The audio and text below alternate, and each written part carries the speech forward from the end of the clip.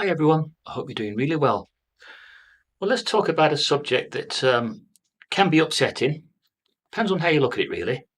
It certainly would be upsetting and fearful to a person who was on the receiving end of any kind of judgment from the Most High. And what's wrong with this picture? Don't you get the feeling that this family here are supposed to be the protected ones, the ones that are likely to have God's favour, according to the Jehovah's Witnesses? And that those in the background, well, they're just running, aren't they? Running away from whatever doom is behind them. That is going to be a fearful time. There's no doubt about it. There's no way that anybody that goes through this will be left in any doubt that the system or everything that they've come to rely on all their life is failing. Right before they will see so much evidence of the system failing. You wouldn't even be a human being if you weren't scared. You'd have to have no emotions for you not to fear this. And you can see the fear in the children's and the adults' faces. They're running away because that's what you would do. You would run away from a disastrous or calamitous situation. You can't try and put distance between yourselves and where the disaster was coming from. And that's what they're doing. Now, who's likely to last the longest? See, this is a question that I've been very curious about. We're talking about a situation where getting food would be near impossible. There'd be no putting your card into an ATM and then thinking, right, I'll order some food. I'll go to KFC, I'll go to McDonald's. Some free advertisement there from the pair of them. But there you go. That won't be the case because they won't be there. There'll be no businesses trading. Now, I can just imagine that the only thing that would probably be still propped up some way along the line is likely to be the military forces. I should imagine that that'll be in place. So they will still be getting their food rations, the soldiers or those that are at the beck and call of Gog and Magog. They will get whatever's required because they will have to keep order during this time because it just won't be the demons alone that are running amok. And yes, they will run amok from God's anger. They will know that Satan's abyssing is very close and they will try and hide. And a lot of people will try and hide from God's wrath. Maybe I will try and hide as well. Maybe I'll try and find somewhere, some cave, some out of the way place, thinking that I can escape. But I know that that's pointless. I know that no one's going to escape whatever judgment or the fact that they haven't got their name in the book of life means that they're down for destruction. But the most interesting thing that's likely to take place at the start of the Great Tribulation is that the preaching of the good news of the kingdom takes on a new dimension. At the moment, they are trying to make disciples, aren't they? I'll fire it over to you so you can have a look at it. So currently, they still want to find like-minded Christian people who want to support God's messianic kingdom. But then comes this time where their message has to change, and we know it's called the Hailstone message, and it changes from preaching about the good news to warning people that Satan's system is failing and is coming down. And they have to preach about that. So not only are they going to tell the householders, the average person, the average married couple, that what is coming, they have to tell the authorities, the military forces, the world leaders, they have to tell them that their time is coming to an end. Now, they won't want to hear this. That's why they're likely to try to remove them. They won't want this will be like a voice of dissent to them, you see. They're still trying to fool the world with their own man-made New World Order, which is something that they're trying to get established by 2030. So they won't want a religion or any voices of dissent telling them that they're going to fail in that endeavour. And not only are they going to fail, but they're not going to be able to hold on to their masses and riches. They're virtually going to become peasants and paupers overnight. They won't want to hear that. And they will do everything they can to silence all those voices of dissent, all those voices that are not supporting Gog and Magog. So after a lot more research, Gog and Magog, you will come to the conclusion that they are going to form some kind of alliance. This is really interesting because we're at war at the moment with Ukraine. When I say we, I'm being honest. Yes, we're fighting a proxy war. Some say that the SAS have got boots on the ground, carrying out sabotage missions. So yes, there is that war that's going on. And the United States and Great Britain, the Anglo-American world power, is still orchestrating, placing people in the positions in this war. Perhaps that explains why they chose an actor for the Ukraine president. Well, we all have our opinion about that one. So going back to Gog and Magog. So it is that the nations, the political powers, the military forces, all of them, they create an alliance. And Revelation touches on it. The Bible definitely touches on the fact that they create this alliance.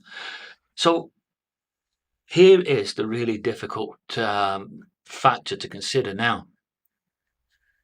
If they're going to form an alliance, does that mean that Russia, China, America, Great Britain, Germany, Italy, Australia, all NATO, all the axes of evil, does that mean that they all come together to form this alliance, all of them? And once they form this alliance, they are truly Gog and Magog, the true definition of it. And then they decide to push forward with their New World Order plan. And then they try to silence any voices of dissent, believing that they are untouchable. They can't be brought down. But they don't bank on the fact that someone has just touched the eye socket of the Almighty, and he does not like that. He does not want someone prodding at his eye socket. And this brings this immediate reaction where he gathers them to the Battle of Armageddon. But before that, we're going to have to undergo great, great hardships. Can't say I'm looking forward to it. Not at all. The only thing I am looking forward to is the fact that, yes, once and for all, Satan will finally get his abyss in, the place in which we know he'll end up, and then for 1,000 years at least, to be removed, his influence to have been removed from all of the earth. I suppose when that happens, those that survive into God's righteous new order, they will feel as if there's no pressure on them anymore. Unlike what it is today, where from every media outlet, every source. There's a bombardment, isn't there, for you, to turn your head and to stop you from pursuing a Christian lifestyle. It's there. It's all around. But imagine when that's gone, because Satan's been abysed, his demon army's been eradicated. Then they'll just have the most amazing amount of freedom. Nothing to vex them. Nothing to give them even a conscience about. Because you have a guilty conscience, don't you, when you're surrounded and you're walking amongst not very Christian people. And if you pick up their habits, sometimes you get a conscience about it. But you're not left to have a conscience, are you, if that influence has gone? It's been completely removed. And for 1,000 years, imagine that, 1,000 years of no demonic influence of any kind.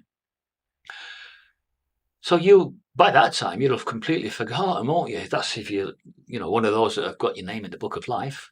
And not everybody will. But if you are one of those, and you're an Armageddon survivor, you will just be able to enjoy your life to the full maximum value, which is just not possible now. Just not able to do that at the moment. Even if you think of the most amazing holiday that you've ever had, where you've not even had to think about work, you've still had a reminder, haven't you? Sometimes when you've been abroad. I was in Tunisia with my wife, Marie, on the Tuesday of the Twin Towers coming down. Now, prior to that, I was just trying to enjoy myself, swimming in the pool, trying to make friends with the Germans and some of the other nationalities. And then on that Tuesday, I got a reminder of just how bad the world really is. And I had then made my way to the airport very quickly after that and tried to get out because I was in a country that I didn't know much about. And for all I knew, it could have been the start of some kind of attack on Western holidaymakers. So I says to Marie, I think we better cut our holiday short and go home. So you get a permanent reminder, don't you, every day that all is not well in this world. The news that you listen to at night. But imagine when that's not the case. And you won't have to recall bad times or illnesses. And I just got over hernia and I've had an operation for it. But you won't have to think about things like that, will you? If you're in a paradisiac environment and everybody else around you is chilled out to the max. So, as bad as what it's going to be, and it is going to be terrible, the Great Tribulation, the only saving grace is if you're one of the lucky ones, one of those to have your name in the book of life, you will not bring to mind your former life and how bad it was. You will just completely have it removed from you. And that isn't a bad thing. Even if it is some amazing spiritual brainwashing that takes place in the new system, who wants a reminder of how bad things were? And I should imagine also, this is a good point, you know how today they make plaques and statues to commemorate certain events? I mean, even King Solomon had 2 pillars erected either side of the Gulf of Aqaba on the Red Sea to mark the Red Sea crossing of the Israelites. And that's what humans do, don't they? They make statues and plaques of important events. Do you think that if you survive Armageddon, you will be making plaques and statues of Armageddon and the fact that you survived it? I don't think you will, because I think the former things will have been removed from your mind and you won't remember those sorrowful and pitiful times and the system that they used to live in under Satan's influences, God will have beautifully and kindly removed all that from you. Now, I may have started an argument here. People might have a different opinion about that, but that is something that I believe for 50 years, that the former things have passed away and they won't be brought to mind. So what do you think about that? Give your answer on that. That'd be really good to hear from you on that. Anyway, gotta go. Tea time. Bye-bye.